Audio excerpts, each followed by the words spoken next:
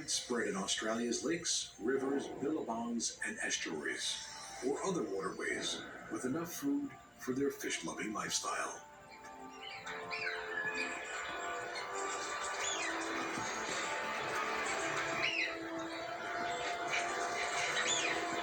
With the longest beak of any bird in the world and a wingspan that can reach 2.5 meters, these are very unusual looking birds, and some of them have a very unusual habit.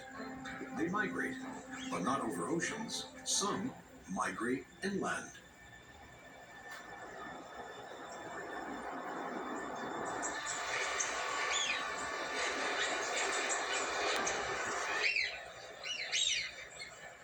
In the arid center of Australia lies Lake Eyre, a dry salt pan that is the lowest point in the country's vast landmass.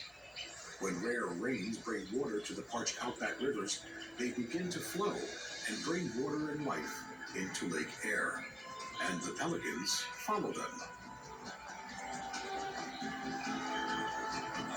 Stopping at